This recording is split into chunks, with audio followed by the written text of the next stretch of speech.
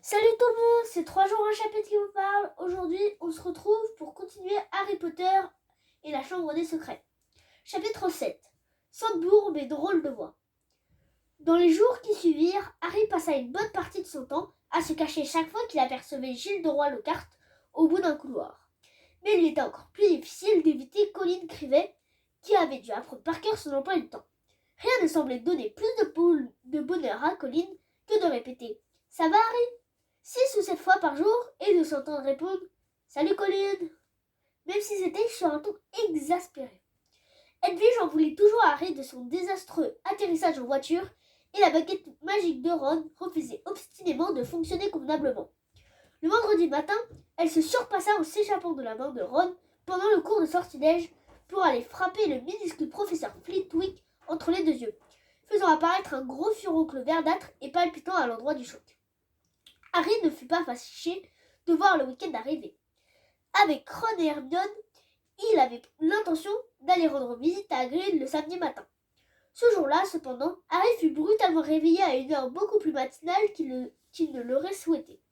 C'était Olivier Dubois, le capitaine de l'équipe de Quidditch de Gryffondor, qui le secouait sans ménagement. « Qu'est-ce qu'il y a ?» balbutia Harry d'une voix ensommeillée. « Salle d'entraînement !» annonça Dubois. « Allez, viens !»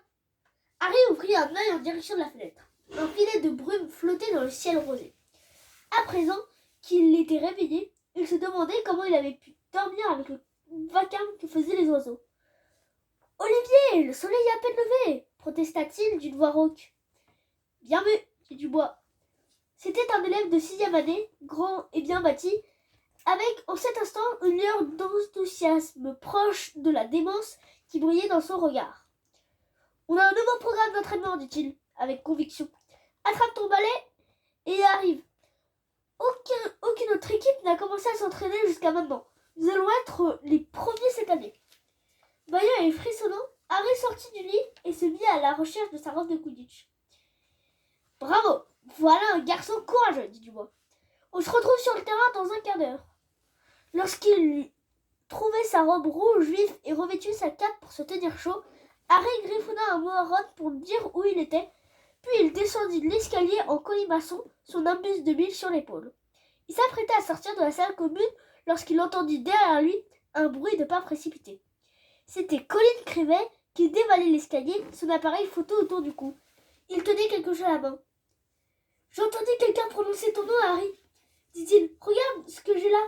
Je l'ai fait développer, je voulais te montrer ça. » Harry regarda d'un air interdit la photo que Colin brandissait sous son nez.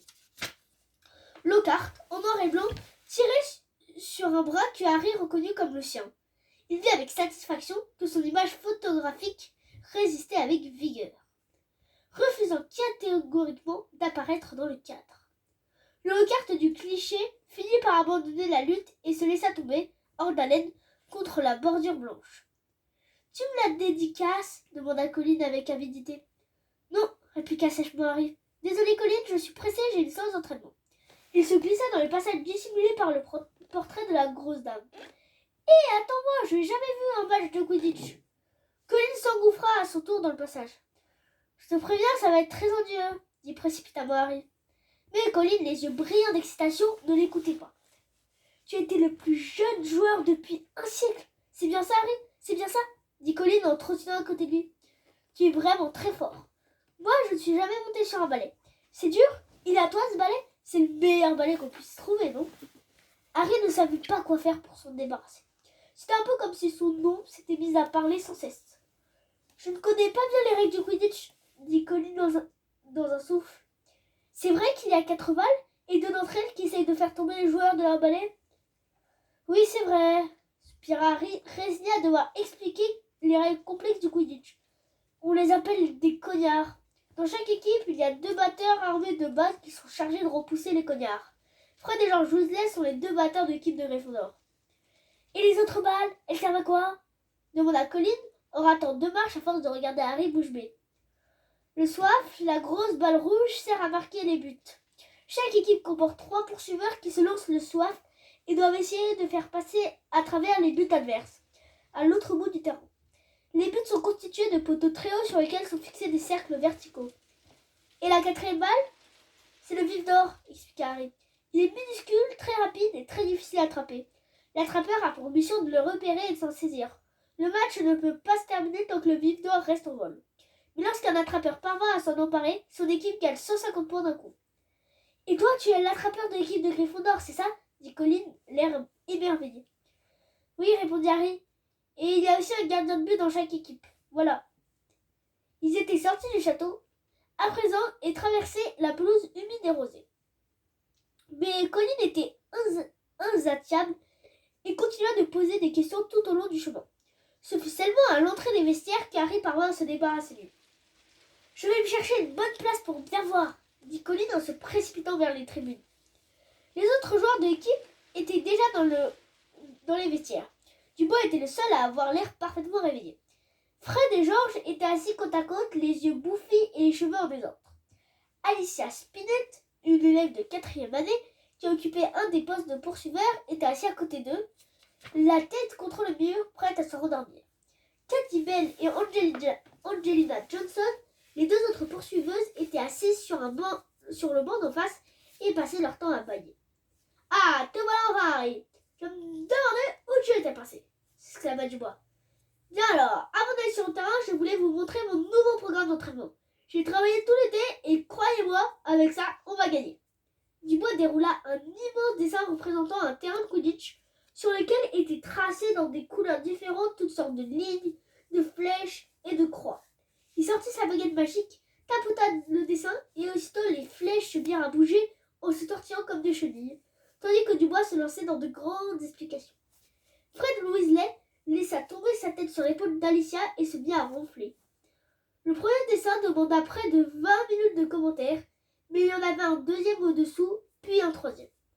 Harry sombra dans un état second, tandis que Dubois continuait de discourir interminablement. « Alors ?» demanda enfin Dubois en secouant Harry, qui songeait avec nostalgie à tout ce qu'il pourrait être en train de manger en ce moment, même pour son petit déjeuner. « Tout est clair ?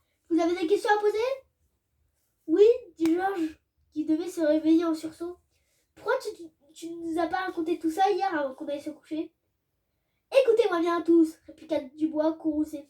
L'année dernière, on aurait dû gagner la Coupe de Quidditch. On était de loin la meilleure équipe. Malheureusement, les circonstances indépendantes de notre volonté. » Harry, mal à l'aise, se tortilla sur son banc. Lors du dernier match de l'année, il était évanoui à l'infirmerie, privant ainsi de sa présence son équipe qui avait subi sa plus grande défaite depuis 300 ans. Dubois s'interrompit un instant. De toute évidence, le souvenir de ce dernier match continuait de le tourmenter. Donc cette année, nous devons nous entraîner plus que jamais. Et maintenant, allez expérimenter notre nouvelle stratégie sur le terrain, s'écria-t-il en saisissant son balai et en se précipitant dehors. L'équipe le suivit dans un long bâillement.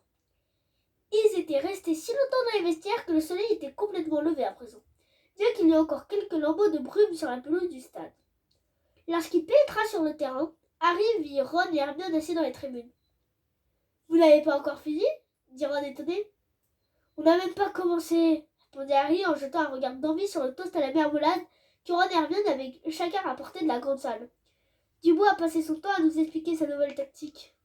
Il enfourcha son balai et donna un grand coup de pied sur le sol. Le balai s'éleva aussitôt vers le ciel.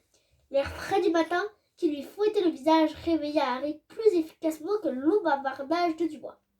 Retrouver le terrain de Quidditch lui procura une sensation merveilleuse. Il s'éleva à pleine vitesse et tourna autour du stade en faisant la course avec Fred et George. « Qu'est-ce que c'est que ce drôle de bruit ?» demanda Fred alors qu'il prenait un verre à chérir. Harry jeta un coup d'œil dans les tribunes. Colin était assis sur l'un des plus hauts gradins et prenait sans cesse des photos. Le son du déclencheur, amplifié par le stade désert, se répercutait en écho tout autour d'eux. « Regarde par ici, Harry, par ici !» s'écria Colin d'une voix petite, aiguë. « Qui c'est celui-là » demanda Fred. « Aucune idée, mentit Harry, qui accéléra brusquement pour s'éloigner le plus possible de Colin. « Qu'est-ce qui se passe ?» demanda Dubois en fonçant vers eux, sourcils froncés. « Pourquoi il prend les photos, celui-là ? Je n'aime pas ça. C'est peut-être un espion des Serpentards qui s'intéresse à la nouvelle technique d'entraînement. » « Il a Gryffondor, dit Harry. Et les Serpentards n'ont pas besoin d'espions, dit George. « Qu'est-ce qui te fait dire ça ?» répliqua Dubois avec mauvaise humeur. « Ils sont là en personne, répondit George en montrant du doigt un groupe d'élèves qui venaient d'arriver sur le terrain, vêtus de robes vertes, leur balai à la main. Alors ça, c'est incroyable, s'indigna Dubois. J'ai retenu le terrain pour nous. On va voir ça. Dubois fonça en piqué et la colère le fit atterrir plus brutalement qu'il ne l'aurait voulu. Harry, Fred et George l'avaient fini. Flint hurla Dubois à l'adresse du capitaine des Serpentards. Le terrain nous est entièrement réservé ce matin. On s'est levé à l'aube exprès pour ça, alors tu t'en vas maintenant. Marcus Flint était encore plus grand que Dubois. Il y a suffisamment de place pour tout le monde, répondit-il avec une expression rusée qui lui donnait l'air d'un troll. Angelina, Alicia et Cathy les avaient rejoints. Il n'y avait pas de filles dans l'équipe des Serpentards qui faisaient front, épaule contre épaule, en toisant les Gryffondors d'un air narquois. Mais j'ai réservé le terrain, protesta Dubois, écurant de rage. Je l'ai réservé. Ah bon dit Flint. Pourtant, j'ai un mot du professeur Rogue. Regarde. Je sous-signais professeur Rogue donne à l'équipe de Serpentard l'autorisation de s'entraîner aujourd'hui sur le terrain de Quidditch afin de former leur nouvel attrapeur. Vous avez un nouvel attrapeur dit Dubois d'un air effaré. Où ça? Derrière la rangée de 6 joueurs alignés apparut alors un garçon plus petit que les autres, un sourire goguenard sur son visage pâle. C'était Drago Malfoy. « C'est toi le fils de Lucius Malfoy ?» demanda Fred en le regardant avec dégoût. « Tiens, c'est drôle que tu parles du père de Drago, » dit Flint tandis que le sourire des autres joueurs s'accentuait. « Je viens te montrer le magnifique cadeau qu'il a fait à l'équipe des Serpentards. » Les 7 joueurs exhibèrent alors leur balai flambant neuf avec des manches en métal chromé étincelant sur lesquelles était écrit en lettres d'or Nimbus 2001. Le tout dernier modèle. Il est sorti le mois dernier, dit Flint en chassant d'une pichenette un grain de poussière égaré sur son balai. Je peux te dire qu'il est bien meilleur que les vieux 2000. Quant aux brosses dures, ils ne tiennent pas la comparaison, ajouta-t-il avec un sourire méprisant à l'adresse de Fred et George, qui étaient tous les deux équipés de brosses dures 5. Pendant un bon moment, les Gryffondors restèrent silencieux. Quant à Malfoy, il a arboré un sourire si large que ses yeux s'étaient réduits à 2 petites fentes. « Oh, regardez !» dit Flint, « le terrain est envahi. » Ron et Hermione traversaient la pelouse pour venir voir ce qui se passait. « Vous ne jouez pas ?» demanda Ron à Harry. « Et lui, qu'est-ce qu'il fait là ?»« Je suis le nouvel attrapeur des Serpentards, Weasley !» répliqua Malfoy d'un ton hautain en se drapant dans sa robe. « Et tout le monde est en train d'admirer les balais que mon père a offerts à l'équipe. » Ron contempla, bouche bée, les 7 superbes balais qui s'alignaient sous ses yeux. « Pas mal, non ?» dit Malfoy d'une voix doucereuse. « Mais peut-être que l'équipe des Gryffondors va réussir à trouver un peu d'or pour acheter des nouveaux balais. Elle aussi. Vous pourriez donner vos bras durs 5 à une tombola. Il y a peut-être un musée qui s'intéressera. » Les Serpentards émirent un rire sonore. « Au moins, aucun joueur de Gryffondor n'a payé pour faire une partie de l'équipe, dit sèchement Hermione. C'est pour leur talent qu'on les a choisis. » Malfoy perdit soudain de sa superbe. « Personne t'a demandé ton avis à toi, espèce de sandbourne, » écruta-t-il. En voyant la réaction immédiate qu'il provoqua, Harry comprit que Malfoy venait de dire quelque chose de terrible. Flint dut s'interposer pour empêcher Fred et George de lui tomber dessus. « Comment oses-tu » hurla Alicia. Ron, lui, plongea la main dans la poche de sa robe et sortit sa baguette. « Cette fois-ci, tu vas le payer » hurla-t-il. Il pointa sa baguette sur le visage de Malfoy. Une détonation retentit alors dans tout le stade et un jet de lumière verte, jaillit du mauvais côté de la baguette, frappant Ron à l'estomac et le projetant à la renverse. « Ron, ça va ?» hurla Hermione. Ron ouvrit la bouche pour dire quelque chose, mais le seul son qui en sortit fut un énorme rot. Il se mit alors à vomir des limaces qui lui tombèrent sur les genoux. Les Serpentards hurlaient de rire. Flint, plié en deux, se tenait à son balai pour ne pas tomber. Malfoy était à 4 pattes et tapait du poing sur le sol. Entouré par les Gryffondors, Ron vomissait des grosses limaces luisantes. Personne n'osait s'approcher de lui. « On ferait mieux de t'emmener chez Hagrid, c'est plus près que l'infirmerie, » dit Harry à Hermione qui approuva d'un signe de tête. Tous deux prirent Ron par les bras et l'aidèrent à se relever. « Qu'est-ce qui s'est passé, Harry ? Qu'est-ce qui s'est passé ? Il est malade ? Tu peux le soigner, n'est-ce pas ?» Colin avait dévalé les gradins pour les rejoindre et les suivait ensuite en sautillant tout autour d'eux. Ron eut un terrible haut le cœur et un flot de limaces jaillit à nouveau de sa bouche. « Ouh là là !» dit Colin, fasciné. Il leva son appareil. « Tu peux le tenir immobile, Harry, que je le prenne en photo ?»« Fiche le camp, Colin !» s'écria Harry avec colère. Et Hermione et lui entraînèrent Ron hors du stade et l'aidèrent à parcourir le chemin qui est séparé de la maison de Hagrid. On y est presque, dit Hermione à Ron. Encore un petit effort et tout ira bien. Arrivé à quelques mètres de la cabane du garde-chasse, ils virent la porte s'ouvrir, mais ce ne fut pas Hagrid qui apparut. Gilles de Roy Lockhart, vêtu d'une robe mauve, sortit de la cabane à grands pas. Vite, par ici, chuchota Harry en poussant Ron derrière un buisson proche. Hermione les suivit à contre-cœur. Il faut savoir s'y prendre, lança Lockhart à Hagrid. Si vous avez besoin d'aide, vous savez où me trouver. Je vous enverrai un exemplaire de mon livre. Ça m'étonne que vous ne l'avez jamais lu. Je vous en dédicacerai un ce soir et je vous le ferai porter.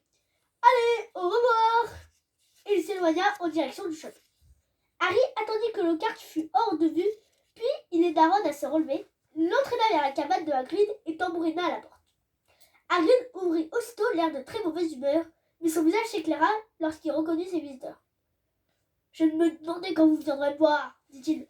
Entrez, entrez. Je croyais que c'était le professeur Lockhart qui revenait. » Harry et Hermione aidèrent Ron à entrer dans la cabane qui comportait une unique pièce, avec un énorme lit dans un coin et un feu de cheminée qui brûlait allègrement dans l'autre. Hagrid ne sembla pas s'inquiéter de voir Ron cracher des limaces. Harry expliqua ce qui s'était passé et aida Ron à s'asseoir sur une chaise. « Il vaut mieux qu'elle sorte, dit Hagrid d'un ton joyeux en posant une grande bassine de cuivre devant Ron. « Maline, débarrasse-toi de ces ânes bêtes. »« Je crois qu'il n'y a pas grand-chose à faire. Il faut attendre que ça passe, dit Hermione d'un ton inquiet en voyant Ron se pencher sur la bassine. C'est déjà un sort difficile à jeter en temps normal, mais en plus avec une baguette cassée. » Hagrid s'affairait pour leur préparer du thé. Croque-Dur, son molosse, bavait affectueusement sur les genoux de Harry. « Qu'est-ce que Lockhart faisait chez vous, Hagrid » demanda Harry en grattant les oreilles de Croque-Dur. « Il me donnait des conseils pour faire sortir les farfadets d'un puits, » grogna Hagrid en poussant un coq à moitié plumé pour mettre la théière à sa place. Comme si je ne savais pas faire. Il n'arrêtait pas de me casser les oreilles en me racontant comment il avait réussi à se débarrasser de je ne sais quel spectre. Je suis prêt à manger ma bouilloire si un seul mot de ce qu'il dit est vrai. Harry le regarda d'un air surpris. Cela ne lui ressemblait pas de critiquer un professeur de Poudlard. « Je crois que vous êtes un peu injuste, dit Hermione d'une voix un peu plus aiguë qu'à l'ordinaire. De toute évidence, le professeur Dumbledore a pensé qu'il était le meilleur pour occuper ce poste. Il n'était pas le meilleur, il était le seul, coupa Hagrid en posant devant eux une assiette pleine de caramel, pendant que Ron continuait de cracher des limaces dans la bassine. Le seul et unique. Ça devient très difficile de trouver un professeur de défense contre les forces du mal. Les gens n'ont pas très envie de se lancer là-dedans. On dit que c'est un poste maudit. Personne n'a réussi à l'occuper trop longtemps. Et maintenant, dites-moi un peu à qui il a essayé de jeter un sort, demanda Hagrid en désignant Ron d'un signe de tête. Malfoy a traité Hermione de je ne sais plus quoi, dit Harry. C'est sûrement une terrible injure. Tout le monde était furieux. C'était vraiment terrible, dit Ron d'une voix rauque en relevant la tête. Il était pâle et il transpirait. Malfoy l'a traité de sang-bourbe, dit-il entre deux vomissements. Ron replongea la tête dans la bassine pour y déverser un nouveau flot de limaces. Hagrid avait l'air scandalisé. Il a quand même pas dit ça, rugit-il. Si, répondit Hermione, mais je ne sais pas ce que ça signifie. C'est sûrement très grossier. C'est la chose la plus insultante qu'on puisse manier. Imaginez, Octaron. Sang-bourbe, c'est une injure odieuse pour quelqu'un qui est né dans une famille de moldus. Certains sorciers, la famille de Malfoy par exemple, sont persuadés qu'ils valent beaucoup mieux que les autres parce qu'ils ont ce qu'on appelle du sang pur. Il eut un faible rot et une limace tomba au creux de sa main. Il la jeta dans la bassine et poursuivit. Les autres sorciers savent bien que ça n'a aucune importance. Regardez Neville Londubat par exemple. Il vient d'une famille au sang pur, mais c'est toujours s'il arrive à faire tenir un chaudron de boue. Et ils n'ont jamais inventé un sortilège qu'Hermione soit capable de refaire, dit fièrement Hagrid. Les joues d'Hermione prirent une teinte rouge vif. C'est une injure répugnante, dit Ron en essuyant d'une main tremblante la sueur qui lui couvrait le front, comme si on disait à quelqu'un que son sang est sale. Quelle folie! De toute façon, de nos jours, la plupart des sorciers ont du sang de moldu dans les veines. Si nous n'aurions jamais épousé le moldu, il y a longtemps que nous aurions disparu. Il eut un nouveau hoquet et replongea dans la bassine. Je comprends que tu essaies de lui jeter un sort, Ron, dit Hagrid d'une voix forte pour couvrir le bruit sourd des limaces qui tombaient dans la bassine. Mais c'est peut-être une bonne chose que ta magie ait eu des ratés. Si tu avais réussi à jeter un sort à son fils, Lucius Malfoy se serait précipité ici. Au moins comme ça, tu n'auras pas d'ennui. Harry aurait bien voulu lui faire remarquer qu'on pouvait difficilement imaginer pire ennui que de vomir des limaces. Mais les caramels qui lui collaient les dents l'empêchèrent d'ouvrir la bouche. « Ah, au fait, Harry, » dit Hagrid, saisi d'une pensée soudaine. « J'ai une petite reproche à te faire. On m'a dit que tu distribuais des photos dédicacées. Comment ça se fait que j'en ai pas eu ?» Furieux, Harry parvint à décoller ses mâchoires. « Je n'ai dédicacé aucune photo, s'emporta-t-il. Si le carte continue à raconter de ça. » Mais Hagrid éclata de rire. « Je plaisantais, dit-il en donnant dans le dos de Harry une tape amicale qu'il projeta contre la table. Je savais bien que c'était pas vrai. J'ai dit à Lockhart que tu n'avais pas besoin de ça. Tu es plus célèbre que lui, sans avoir eu besoin d'essayer. Ça n'a pas dû lui plaire, dit Harry. Je ne crois pas sur Hagrid, l'œil brillant. Et quand je lui ai dit que je n'avais jamais lu aucun de ses livres, il est parti. Tu veux des caramels, Ron? Non, merci, répondit Ron d'une voix faible. Je préfère ne pas prendre de risques. Venez voir ce que j'ai fait pousser, dit Hagrid, tandis que Harry et Hermione finissaient leur tasse de thé. Dans le petit potager, à l'arrière de la cabane, Hagrid leur montra une douzaine de citrouilles géantes, aussi grosses qu'un rocher. Elles sont belles, hein, dit Hagrid d'un ton joyeux. C'est pour Halloween, elles devraient être assez grandes à ce moment-là. Qu'est-ce que vous utilisez comme engrais? Demanda Harry. Hagrid regarda par-dessus son épaule pour vérifier qu'il n'y avait personne à proximité. Je leur donne un peu d'aide. Un peu d'aide, tu vois ce que je veux dire? Répondit-il. Harry remarqua le parapluie rose de Hagrid posé contre le mur de la cabane. Il avait déjà eu de bonnes raisons de soupçonner que ce parapluie était beaucoup plus que ce qu'il paraissait. Il avait la quasi-certitude que la baguette magique d'Hagrid était cachée à l'intérieur. Officiellement, Hagrid n'avait pas le droit d'utiliser la magie. Il avait été renvoyé de Poudlard alors qu'il était élève de 3e année. Mais Harry n'avait jamais su pourquoi. Chaque fois qu'on y faisait allusion, Hagrid devenait sourd jusqu'à ce que la conversation s'oriente vers un autre sujet. Un sortilège de gavage, j'imagine, dit Ron, dont le ton semblait à mi-chemin entre l'amusement et la réprobation. Vous avez fait un bon travail. C'est ce que m'a dit ta petite sœur, répondit Hagrid en se tournant vers Ron. Je l'ai rencontrée hier. Hagrid lança un regard oblique à Harry et sa barbe hirsute tressaillit. Elle a dit qu'elle voulait jeter un coup d'œil, mais je crois qu'elle espérait rencontrer quelqu'un d'autre en venant chez moi. Il adressa un clin d'œil à Harry. Si tu veux mon avis, elle ne dirait pas non à une photo dédicacée. Ça suffit, coupa Harry. Ron éclata de rire et le sol fut aussitôt arrosé de limaces. Attention, rugit Hagrid en éloignant Ron de ses précieuses citrouilles. C'était presque l'heure du déjeuner et Harry, qu'il avait mangé quelques caramels depuis l'aube, avait hâte de prendre un vrai repas. Ils dirent au revoir à Hagrid et retournèrent au château. Ron avait encore un hoquet de temps en temps, mais il ne crachait plus qu'une ou deux petites limaces. Ils avaient à peine mis le pied dans la halle qu'une voix retentit à leurs oreilles. « Ah, vous êtes là, Potter et Weasley !» Le professeur McGonagall s'avança vers eux, l'air sévère. « Votre retenue aura lieu ce soir même, » annonça-t-elle. « Qu'est-ce qu'on devra faire ?» demanda Ron en réprimant un rot. « Vous allez astiquer l'argenterie dans la salle de trophée avec Monsieur Rousard, et l'interdiction d'avoir recours à la magie Weasley. De l'huile de coude, c'est tout. » Ron étouffa une exclamation. Argus Rusard, le concierge, était détesté et redouté par tous les élèves. Quant à vous, Potter, vous aiderez le professeur Lockhart à répondre au courrier de ses admirateurs. « Oh non, je pourrais pas plutôt aller dans la salle des trophées, moi aussi ?» dit Harry d'un ton désespéré. « Certainement pas !» répliqua le professeur McGonagall en haussant les sourcils. « Le professeur Lockhart tient à ce que ce soit vous. 8 heures pile tous les deux. » Dans la grande salle, Harry et Ron, la mine sinistre, se laissèrent tomber sur leur chaise, à côté d'Hermione, qui les regarda avec une expression du genre « Voilà ce qui arrive quand on fait des bêtises !» Harry eut beaucoup moins de plaisir à manger son hachis parmentier qu'il ne l'aurait cru. Ron et lui étaient chacun persuadés d'avoir hérité de la pire corvée. « Rousard va me retenir toute la nuit, » dit sombrement Ron. « Et pas de magie, il doit y avoir une bonne centaine de coupes en argent dans cette salle. Je ne sais pas astiquer à la manière des Moldus. »« J'échange avec toi quand tu veux, » soupira Harry. « Je me suis entraîné chez les Dursley, répondant aux admirateurs de Lockhart. Un vrai cauchemar. » L'après-midi sembla passer en un bain d'éclairs et bientôt, il fut 8h moins 5. Le pas traînant, Harry suivit le couloir du 2e étage jusqu'au bureau de Lockhart. Les gants serrés, il frappa. La porte s'ouvrit aussitôt et Lockhart l'accueillit avec un sourire rayonnant. « Ah, voici notre chenapan !» dit-il. « Entre, Harry, entre !» Éclairé par les chandelles d'innombrables photos encadrées de Lockhart brillaient sur les murs. Il en avait même signé quelques-unes. L'autre pile de photos était posée sur son bureau. Quelqu'un écrit les enveloppes, dit le carte à Harry, comme s'il lui faisait une exceptionnelle faveur. La première, c'est pour Gladys Gourde de Diez, une de mes plus ferventes admiratrices. Les minutes passaient avec la lenteur d'un escargot.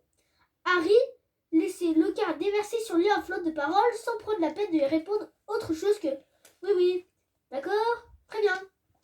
De temps en temps, il percevait une phrase du genre « La renommée est un ami bien peu fidèle, Harry » ou « La célébrité ne peut donner que ce qu'elle a, ne l'oublie jamais ».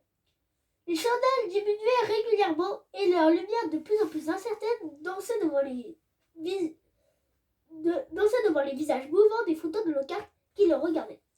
Harry écrivait de sa main douloureuse ce qui sembla être la millième enveloppe, sur laquelle il recopia l'adresse d'une certaine Veronica Smedley.